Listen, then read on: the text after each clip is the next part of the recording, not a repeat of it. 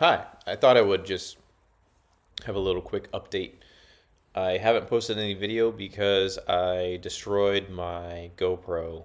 I have an older GoPro, but it's not a GoPro 360, but I think through fumbling around and replacing the battery in my GoPro 360 that I got water in there and it's done. I've also been in the process of moving and is I've just not had a lot of time to edit videos either, but I got a new place, a lot more room, a lot more places to store windsurfing gear, and changed my home spot, which is closest to me to windsurf.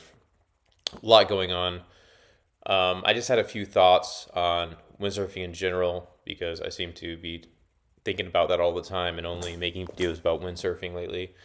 But I went out today. It was pretty light wind, but got planing a little bit on my big code, my 135, and I had my 6.3 sail and got planing a little bit. But the main thing is usually when I was out in a Gulf trying to ride waves, I was falling in almost every single jibe, and I didn't do that all the time when I was in flat water, but in waves, I would fall a lot. I mean, I fell a few times, but I was actually staying on a board quite a bit, and that's just because I've been working really hard on trying to improve my jibes,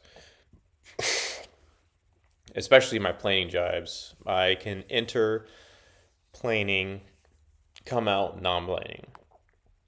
I have not come out planing on any jibe. I've gone a little bit past, downwind with still being on plane, but something happens with the sail flip and everything like that. Still trying to iron that out.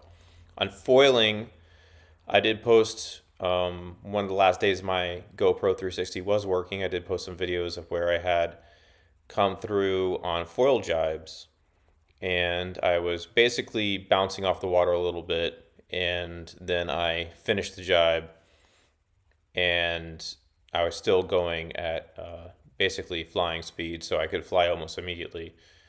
And that felt really great, honestly. It's been a lot easier to foil jibe in my experience than stay planing through a jibe on a windsurf board, especially a small windsurf board. What are thoughts? And I think one of the main contributors for foiling jibes and making it through there is actually staring through the turn. Not really thinking that much about the sail flip, trying to do that automatically out of my line of sight because you can kind of feel it.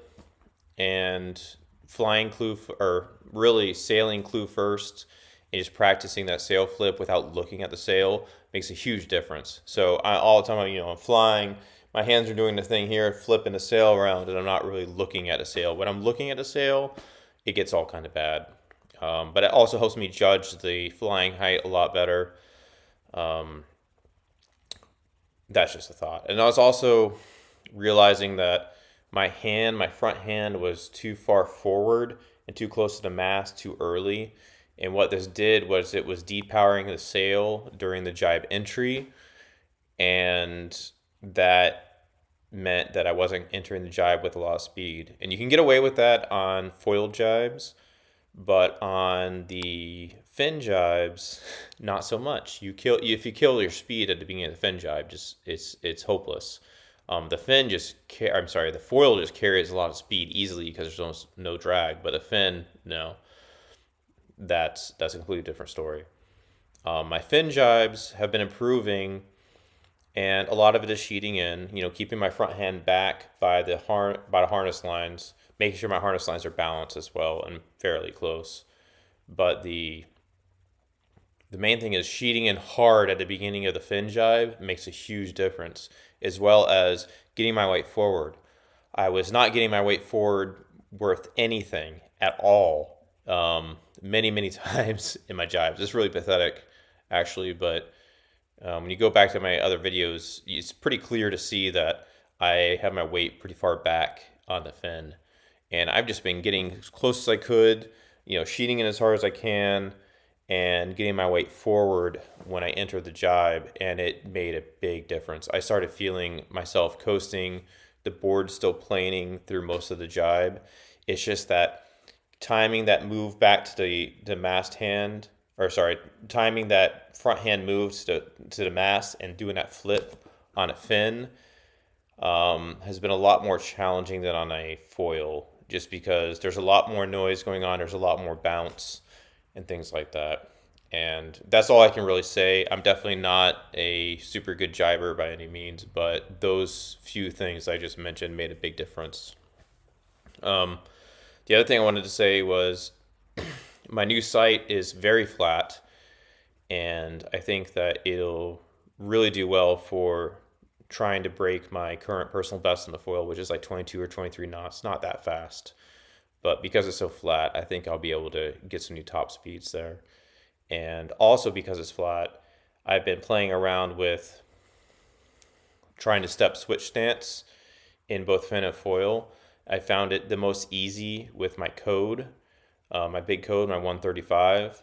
I can basically get my front foot on the switch stance side while twisting my upper body and creeping my new rear foot in the back strap. I haven't gotten a back strap yet, completely switch stance, but I think I just need to commit and just do it.